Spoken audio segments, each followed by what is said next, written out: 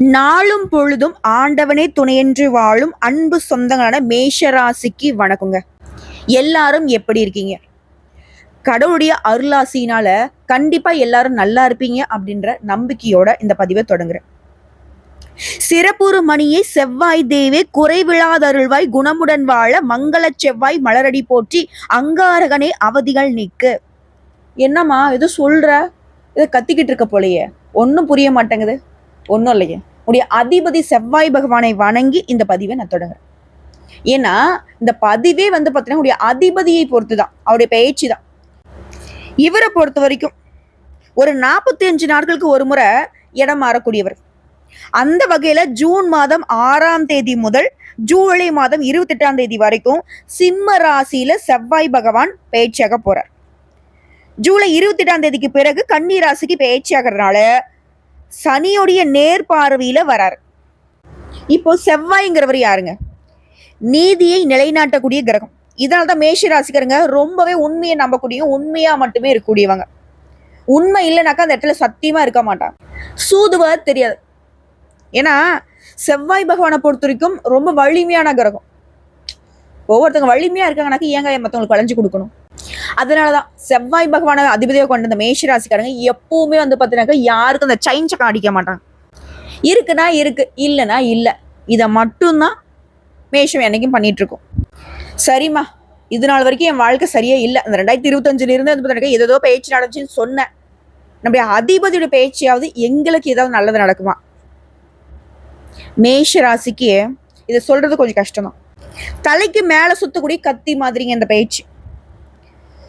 செவ்வாயால வரக்கூடிய பிரச்சனை உங்க வாயால தான் நீங்க கெட போறீங்க. தவளை எப்படி தான் வாயால கெடுன்னு சொல்லுவாங்களோ அதே போல வாயில தாங்க உங்களுக்கு கண்டம். என்னமா இருக்கு, சாப்பிட்றதுக்கு வாய் தரக்கூடாதா? அப்படி இல்லை. இடம் பொருள் ஏவல் அரிது. நான் முன்னாடி உங்களுக்கு ஒரு அது வந்து உங்களுடைய குணாதிசயங்கள்ல நல்லதும் அதுதான், அதுவே உங்களுக்கு பாதகமா இந்த மாதத்துல மாறுது. ஏன்னா வெட்டு ஒன்று துண்டுறன்னு பேசிடுறோம். நல்லவங்க கெட்டவங்க இடம் பொருள் ஏவல் எதுவுமே தெரியாம மொத்தமா பேசுறதுனால இது நாள் வரைக்கும் ஏதோ வாழ்க்கை உருண்டுச்சு. ஆனா இனி உஷாரா இருக்கணும். குறிப்பா இந்த 45 நாட்கள் ரொம்ப கவனமா இருக்கணும், பேச்சுல செயல்பாடுல. அட போமா, நீ ஏதாவது ஒன்று சொல்லிக்கிட்டு இருக்க. இதுக்கு நான் என்ன சொல்றதுன்னா, உங்களுக்கு நல்லது நடக்குதுன்னா அதை நீங்க தெரிஞ்சுக்க வேணாங்க. அது பாட்டுக்கு அது ஏதோ ஒரு வகையில சாதகமோ முடிஞ்சிட்டு போயிடும். இல்லை நல்லதா நடக்கலனாலையும் பாதிப்பு கொடுக்காம போயிடும். ஆனால் ஏதாவது ஒரு பிரச்சனை வரப்போகுதுன்னா அதை அக்யூரேட்டாக தெரியலனாலையும் கொஞ்சம் எச்சரிக்கையாக இருக்கணுங்கிறத மட்டும் நம்ம மனசில் வச்சுக்கிட்டுனா போதும். ஏதாவது ஒரு வகையில் தப்பிக்கிறதுக்கான வழியை நம்மளே கண்டுபிடிச்சிடலாம். சூழ்நிலை கைதியாக மாட்டாமல் தப்பிச்சுக்கலாம். சரிங்களா? அதற்காக தான் இந்த பதிவு. பயம்படுத்த இல்லைங்க, எச்சரிக்கை பண்ண மட்டும்தான் இந்த பதிவு. தப்பா ஏதாவது இருந்தா மன்னிச்சுக்கோங்க. பயம்படுத்தக்கூடிய நோக்கம் நமக்கு இல்லை. ஜோதிடத்தை பொறுத்த வரைக்கும் கடவுளே அன்னைக்கு பார்த்தனே, அவங்க சொல்லியிருந்தா நான் வந்து தப்பிச்சிருப்பேனே, அவங்க சொல்லியிருந்தா இதை வந்து நான் செய்யாம இருந்திருப்பேன், அங்கே போகாம இருந்திருப்பேனே. நிறைய பேர் நம்ம கிட்ட வந்து ஜோதிடம் பார்க்கக்கூடிய அன்பர்கள் வந்து சொல்லியிருக்காங்க. அப்பயே வராம போயிட்டோமா, அப்பயே எனக்கு தெரியாம போச்சு, ஆனா தோணுச்சு வந்து பார்த்துடலான்றத எண்ணம் இருந்துச்சு, ஆனா இப்படி இழப்பாகி போச்சு. நிறையங்க, அது வந்து குறிப்பிட்டு நான் சொல்லலை. சரிங்களா? ஸோ பயப்பட வேணாம், கொஞ்சம் எச்சரிக்கையாக இருக்கேன். அது எந்தெந்த வகையில் எச்சரிக்கை இருக்கணும் அது தெளிவாக சொல்கிறேன், கேட்டுக்கோங்க. செவ்வாய் பயிற்சி உங்களுடைய அதிபதி இல்லையா? ஜூன் மாதத்தில் இவர் வந்து இடம் மாறக்கூடியது. ஒட்டு மொத்தமாக உங்களுக்கு வந்து கவனமாக இருக்கக்கூடிய இடத்த மட்டும் நான் சொல்லலை, அதிர்ஷ்டங்களும் வரும். இந்த உலகத்தை பொறுத்த வரைக்கும் நடக்கக்கூடிய ஒவ்வொரு சங்கடமான நிகழ்வுகளும் செவ்வாயால் தாங்க நடக்கும். எதிரியுடைய தொல்லை, கொலை, கொள்ளை, வழக்கு இந்த மாதிரி நடக்கிறதுக்கு காரணம் இவர் சாதகம் இல்லாம இருக்கிறது தான். மனுஷனுடைய வாழ்க்கையில சிறைவாசத்தை நிர்ணயிக்கிறதுமே இவர் தான். அதே மாதிரி வண்டி வாகனத்துல பயணம் பண்றப்போ பிரச்சனை ஏற்படுத்துறதும் இவரே தான். செவ்வாயை பொறுத்திருக்கும் சில இடங்கள்ல விசேஷமான நல்ல பலன்களையும் கொடுப்பார், பல இடங்கள்ல கெடு பலன்களை ஏற்படுத்துவார். ஸோ இவரை பொறுத்த வரைக்கும் கடகராசியில நீச்சஸ்தானத்துல இருந்து வெளியே வந்து சிம்ம ராசிக்கு வரப்போறார். திரும்ப சொல்றேன், அடுத்த 45 நாட்கள், அதாவது சிம்ம ராசிலிருந்து கன்னி ராசிக்கு பயிற்சி ஆகக்கூடிய வரைக்கும் அந்த கன்னி ராசிலுமே சனி பகவான் நேர்பார்வைக்கு வராரு. சனி செவ்வாய் இவங்க 2 பேரும் சம்மந்தப்பட்டாலே உலகத்துல பாதிப்பு ஏற்படுறதுக்கு அதிக வாய்ப்பு இருக்கு. அப்போ ஜூலை 28ஆம் தேதிக்கு பிறகு எதிரிகளால தொல்லை ஏற்படும். மிகுந்த எச்சரிக்கையா இருக்கணும். பொதுவா சொன்னா நிறைய விஷயங்கள்ல நிறைய பேருக்கு பாதிப்பு உருவாகும். ஆனா என்னம்மா நீ சொல்றத பார்த்தா இத்தனை நாளா நாங்கள் சனீஸ்வர கணக்குல பயந்துட்டு இருந்தோம், இவரை பார்த்துலாம் பயப்படணும் போலயே. அப்படி இல்லைங்க, இவர் வலிமையான கிரகம். இவருடைய அமைப்பு வந்து வீக்கா இருக்கக்கூடிய நேரத்துல தான் நமக்கு வந்து பாதிப்புன்னு சொல்றேன். ஸோ இவருடைய அமைப்பை நம்ம பலப்படுத்துறோம். என்ன பண்ணும்? சீக்கிரமா சொல்லு. யாருங்க? உங்களுடைய அதிர்ஷ்ட தெய்வம் தான். முருகப்பெருமனை வழிபாடு செய்யறதுதான். நாள் என் செய்யும், வினைதான் என் செய்யும், எனை நாடி வந்த கோள் என் செய்யும், கொடும் கூற்று என் செய்யும், குமரேசர் இருதாளும் சிலமும் சதகையும் தண்டையும் சண்முகமும் தோளும் கடமும் எனக்கு முன்னே வந்து தோன்றிடனே.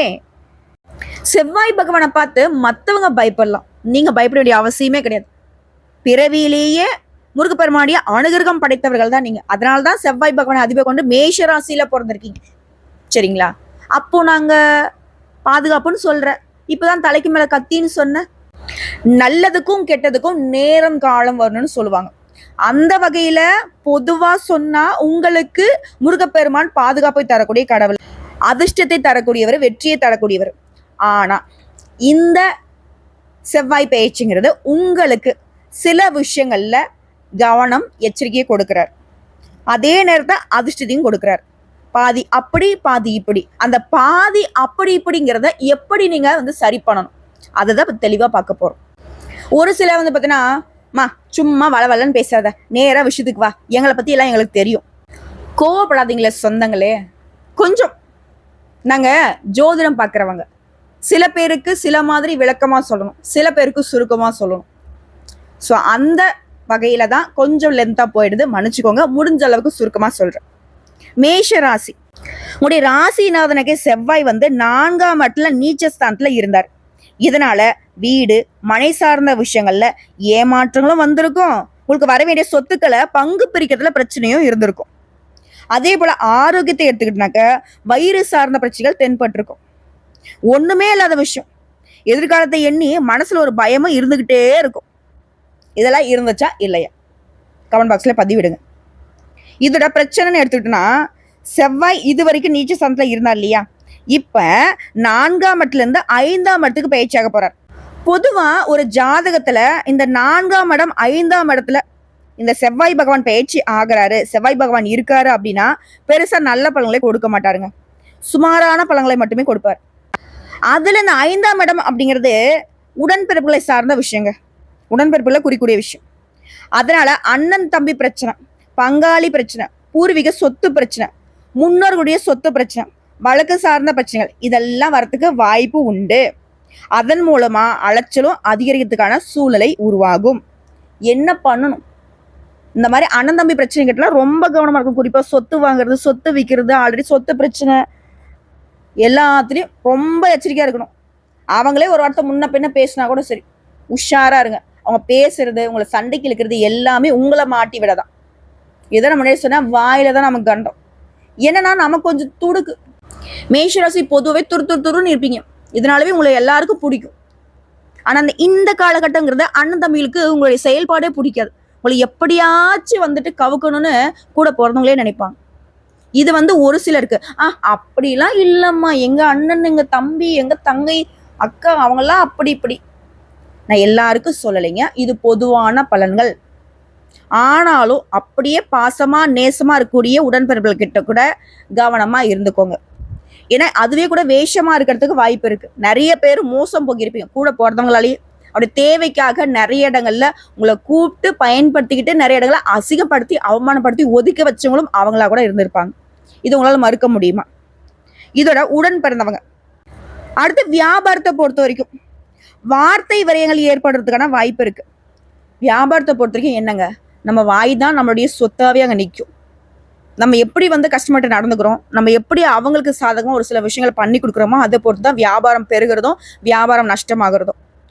ஸோ இதனால வார்த்தையில ரொம்ப இனிமையான வார்த்தைகளை பயன்படுத்துங்க. முடிஞ்ச அளவுக்கு கஸ்டமர் சாதகமாக நடந்துக்கும். அதே போல யார்கிட்ட பேசினாலும் சரி, வாக்குவாதம் வர மாதிரி இருந்துச்சுன்னா தயவு செஞ்சு அந்த இடத்துல அப்படியே வாயை முடிக்கும், அந்த இடத்த விட்டு ஓடி வந்துருங்க. பிரச்சனையே கிடையாது, நாளைக்கு பேசுறேன்ப்பா, அப்படியே ஸ்டாப் பண்ணுங்க. ஏன்னா நீங்க என்ன பண்ணாலும் அது வந்து உங்க தலையில வேற மாதிரி பிரச்சனையை கொண்டு வந்துடும். அதே போல ஒரு பெரிய ரிக்வஸ்ட், யாருக்காகவும் ஜாமீன் கையெழுத்து போடுறது, பணம் கொடுக்கல் வாங்கல் பண்றது, நகை நட்டை கொடுக்கறது, மற்றவங்க சொத்து வாங்குறான் பத்து வாங்குறான் அவங்களுக்கு வந்து பொருளை வாங்கி கொடுக்குறேன், இந்த மாதிரி எந்த ஒரு தேவைக்கும் யாருக்காகவும் போய் நின்றாதீங்க. குறிப்பா உங்களுடைய உதவி மனப்பான்மைன்னு ஒண்ணு இருக்கு இல்லையா, அந்த இரக்க குணம்னு இருக்கு இல்லையா, அதை கொஞ்சம் லாக் பண்ணி வைங்களேன். அப்படின்னா நாங்க யாருக்கும் உதவி செய்யக்கூடாது, எங்களை வந்து பாத்தீங்கன்னாக்கா நீ வந்து கொடூரக்காரங்களா இருங்கன்னு சொல்ற, அப்படி சொல்லவே இல்லை. உதவி செஞ்சு உபத்திரம் வாங்கினது போதும், இன்னைக்கு கொஞ்சம் நிறுத்தி வைங்கன்னு சொல்றேன். அது இந்த 45 நாள்ல கொஞ்சம் பார்த்து சூதானமா உதவி பண்ணுங்கன்னு சொல்றேன். உண்மையா அவங்களுக்கு உதவி தேவைப்படுதா, அவங்களுக்கு நம்ம உதவி செஞ்சாக்க நமக்கு ஏதாவது பாதிப்பு வருமா, எல்லாத்தையும் பார்த்துக்குவோம். முன்னாடி கொடுக்கறதா வாங்கிட்டு போய் பின்னாடி போய் கொடுத்தாங்க இப்படிலாம் நிறைய பேர் பேசியிருப்பாங்க. இல்லைன்னு உங்களால மறுக்க முடியுமா? இதோட இந்த செவ்வாய் பகவானால வரக்கூடிய பாதிப்பை ரொம்ப அந்த புள்ளைய போட்டு சோதிக்காத, ரொம்ப அந்த பையனை போட்டு சோதிக்காத, கொஞ்சம் அமைதியா இரு அப்படின்னு சொல்லிட்டு சுக்கிர பகவான் நமக்கு உதவிக்கு வர்றார். சுக்கிரன் உங்க ராசியில இருந்தாலும் நிறைய நன்மைகளை ஏற்படுத்த போறார். இனிமையான வார்த்தைகளை பேசுவீங்க. ஆனா எதிரில் இருக்கிறவங்க, குறிப்பா உங்க உடன்பிறப்புகள் இருக்கு இல்லையா, உங்களை வார்த்தையாலேயே காயப்படுத்துறதுக்கான வாய்ப்பை தேடிக்கிட்டே இருப்பாங்க. இதனால கவனமா இருக்கணும். அடுத்து கடன். வியாபாரம் தொழில் செய்யறவங்க அதிக அளவுல முதலீடு செய்யறதுக்கு வாய்ப்பு ஏற்படும். இதுக்கு நிறைய பணமும் தேவைப்படும். பணமும் சொல்லக்கூடாது, பணங்கள் தேவைப்படும். ஸோ அப்படிப்பட்ட காலகட்டமா இந்த காலகட்டம் இருக்க போகுது. இத செவ்வாய் பகவான் கடனுக்கு அதிபதி. இதனால சொத்தை அடமானம் வச்சு அதுல இருந்து கடன் வாங்குவதற்கான முயற்சியில ஈடுபடுவீங்க. இது உங்க குடும்பத்தார்கிட்ட எதிர்ப்பு பெறக்கூடிய சூழ்நிலையை ஏற்படுத்தும். குறிப்பா உங்களுடைய மூத்த உடன்பிறப்புகள் வந்து எதிர்ப்பு தெரிவிக்கிறதுக்கு வாய்ப்பு இருக்கு. சரிம்மா, இப்ப நான் கடன் வாங்கிட்டா வேணாவா, வாங்கியே ஆகணுன்ற சூழ்நிலை இருக்குன்னா வீட்டில் உங்களை சமாளிக்க முடிஞ்சா அவங்களுடைய ஒப்புதலோட கடன் வாங்க, இல்லைன்னா வாங்காமல் இருக்கிறது சிறப்பு. இருக்கக்கூடிய தொழிலே அப்படியே உருட்டுங்க. ஒரு 45 நாள் தானே, அதுக்கப்புறம் பார்த்துக்கலாம். ஓகேவா? இதோட நீங்க கவனமா இருக்கக்கூடிய இடம்னு சொல்லிட்டு ஒரு சில விஷயங்களை சொல்றேன், நோட் பண்ணிக்கோங்க. ஜூன் 6 முதல் ஜூலை 28ஆம் தேதி வரைக்கும் உடன்பிறப்புகள் கிட்ட மோதல் போக்கு வரத்துக்கு வாய்ப்பு இருக்கு. இதனால கூட போறவங்களை வந்து பார்த்தீங்கன்னா தட்டி கொடுத்து வச்சுக்கோங்க. அவங்க என்ன பேசினாலும் சரி, சரிம்மா சரிப்பா, இப்படி மோதல் போக்கு வராம பாத்துக்கிறது நமக்கும் நல்லது, அவங்களுக்கும் நல்லது. அதே மாதிரி முடிஞ்ச அளவுக்கு முன்கோபத்தை தவிர்க்கணும். எல்லாத்துக்கும் மேல எதிரின்னு ஒருத்தன் இருப்பான் இல்லையா, அவங்க விஷயத்துல கூடுதல் எச்சரிக்கையாவே இருந்துக்கோங்க. அவன்லாம் ஒன்றும் என்ன பண்ண முடியும், அவன்லாம் ஒரு ஆளு, இப்படி எல்லாரும் பேசுறது தான். ஆனா எதிரிய வந்து இழைச்சி எடை போட்டுறாதீங்க.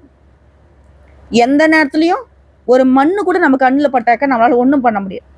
தடுக்கி விழுந்து கூட காயம் படுறதுக்கு வாய்ப்பு இருக்கு. ஸோ அதான் சொல்லுவாங்களே, புல் தடுக்கி விழுந்துட்டான் அப்படி ஆயிடுச்சு. புரியுதுங்களா? நாசுக்கா சொல்றேன், உஷாரா இருங்க. அதே மாதிரி இந்த மாத்த போட்டிருக்க மேஷ ராசிக்காரங்க உத்வேகத்துடன் செயல்படணும். சோர்வு வரும், எதையும் பறி கொடுத்த மாதிரி ஒரு நிலை வரும். அதுக்கெல்லாம் இடம் கொடுக்காம உங்களுடைய பிறப்பு குணம் என்ன, சுறுசுறுப்பா இருக்கிறது, அதை பண்ணுங்க. ஆனா திட்டமிட்டு நல்லது கெட்டத பல டைம் யோசிச்சு அப்புறம் வேகமா செஞ்சு முடிச்சுக்கோங்க. இதே உத்தியோக பணியில் இருக்கீங்க, வியாபாரிகள் இருக்கீங்க, குடும்ப வாழ்க்கையோ ஆண்களோ பெண்களோ எல்லாருக்கும் சொல்றேங்க. 6 வயதுல இருந்து 60 வயது வரைக்கும் அதுக்கு மேல எல்லாருக்குமே சொல்றேன். இந்த பொது பலன்கள் அப்படிங்கிறது வார்த்தையில நிதானம் இருக்கணும், உடல் ஆரோக்கியத்தை பார்த்துக்கோங்க, குடும்பத்துல இருக்கிறவங்கள பார்த்துக்கோங்க, எல்லாரையும் அனுசரிச்சு நடந்துக்கோங்க. அப்ப என்னம்மா, ஒட்டு மொத்தமா காதை பொத்திக்கணும், வாயை பொத்திக்கணும், எதுவுமே நாங்க பார்க்க கூடாது அப்படிதானே? ஒரு இடத்துல வந்து தப்பு தானே நடக்குதுன்னா கூட அந்த இடத்துல என்ன பண்ண சொல்றேன், தயவு செஞ்சு அமைதியா வர்றது சிறப்பு. இல்ல அதெல்லாம் முடியாதுன்னா அந்த இடத்துல வந்து நீதியை நிலைநாட்டியே ஆகுவேன், என்னுடைய அதிபதி செவ்வாயின்னு போய் நின்னீங்கன்னா அவரே உங்களுக்கு ஆப்பு ரெடி பண்ணிடுவாரு. உஷாரா இருந்துக்கோங்க. அங்க சண்டை போடுறவங்க யாரோ இருக்கும், கடைசியில வந்துட்டு அந்த பிரச்சனைக்கான காரணமே நீங்க தான் திருப்பி விட்டுருவாங்க. நிறைய இடங்கள்ல இதை அனுபவிச்சிருக்கீங்க, பார்த்துக்கோங்க. இதோட நீங்க தேவையில்லாம யாரையும் விமர்சனம் பண்ணாதீங்க. அதே போல உங்களுடைய கருத்துக்களை வெளிப்படுத்துறேன்னு சொல்லிட்டு அதை இதுன்னு எதுவும் பேசாதீங்க. குறிப்பா மற்றவங்களுடைய விஷயங்கள்ல தலையிடாம நிக்கணும். ஓகேவா? அவங்களுக்கு ஒரு பிரச்சனை, அதை போய் நான் சரி செஞ்சே ஆகுவேன், கூட போய் நிப்பேன். நிக்கலாமே, ஆல்ரெடி தனிமரமா நிக்கிறீங்க, தவிச்சு நிக்கிறீங்க, கண்ணீரும் கம்பளையுமா நிக்கிறீங்க, யார் இருக்கா உங்க கூட? பார்த்துக்கோங்க. குறிப்பா அந்த நேரங்கள்ல எதிரிகளை சம்பாதிக்கிறதுக்கு அதிகமா வாய்ப்பு இருக்கு. உஷார். ஆல்ரெடி இருக்கிற எதிரியை சமாளிக்க முடியல, சரியா? மற்றவங்களுக்கு உங்க வாழ்க்கையை கண்ணு உறுத்துது, அப்படி நீங்க தெருவில் நடந்து போனாலே பார்த்தீங்கன்னாக்கா அவங்களுக்குலாம் கண்ணு உறுத்திக்கிட்டு தான் இருக்கு. அவங்களுக்குலாம் வாய்ப்பை கொடுத்துடாதீங்க. இப்போ பார்த்தீங்கன்னாக்கா கூட இருக்கிறவங்களே நமக்கு பிரச்சனையா வராங்க, கூட பிறந்தவங்களே பிரச்சனையா வராங்கன்னு நான் சொல்லியிருக்கேன். செவ்வாயை பொறுத்த வரைக்கும் உடன்பிறப்புகளுக்கு வாய்ப்பு கொடுக்குறாரு. டே ரொம்ப நாளாக இவங்க வெளியில சண்டை போட்டுருக்காங்க, வீட்டில் இருக்கிறவங்களே அடிச்சுக்கோங்கடா அப்படின்ற மாதிரி. அதுக்கு இடம் கொடுக்கலாமா? நம்ம தான் தெரிஞ்சிச்சு இல்லை, உஷாரா இருப்போம். தம்பியோ தங்கையோ அண்ணனோ தம்பியோ சண்டை போட்டா இழுத்து பிடிச்சிப்போம், தட்டி கொடுத்துப்போம். ஆனா ஒரு இடத்துக்கு முன்னாடி பேசினேன்னா பின்னாடி பேசினேன்னா கூட போறதவங்க தானே. அப்படி அனுசரிச்சு நடந்துக்கிட்டனாக்க சிறப்பான பலன்கள் இந்த 45 நாட்கள்ல செவ்வாய் பகவானால கிடைக்கும். இதோட செவ்வாய் பகவானுடைய பாதிப்பு முழுசா உங்களுக்கு விட்டு விலகணும்னா செவ்வாய்க்கிழமைகள் தோறும் முருகப்பெருமானுக்கு செவ்வரளி மாலையிட்டு தேனும் தினைமாவும் கலந்து நெய்வேத்தியமாக வச்சு படைச்சு வழிபாடு செய்ய வெற்றிகள் தொடரும், வாழ்க்கை இனிமையாகும், நினைச்சதெல்லாம் நடக்கும். தடையோ தாமதமோ கஷ்டமோ நஷ்டமோ தொல்லையோ எதிரியோ யாரும் எதுவும் பண்ண முடியாம எல்லாம் மறைஞ்சு போகும். முருகப்பெருமான் துணை. வேலுண்டு வினையில்லை, மயிலுண்டு பயமில்லை, கந்த கடவுள் இருக்க, கருணை மூர்த்தி இருக்க, கலங்காத மனதோட என் கஷ்டத்தையும் நஷ்டத்தையும் என் கவலையும் கண்ணீரையும் நீயே ஏத்துக்கப்பா முருகா அப்படின்னு சொல்லி வேண்டி உங்களுடைய நாளை தொடங்க. ஒவ்வொரு நாளும் அந்த முருகன் உங்களுக்கு துணை வருவார். வேலும் மயிலும் உங்களை காக்கும். வாழ்த்துக்கள்.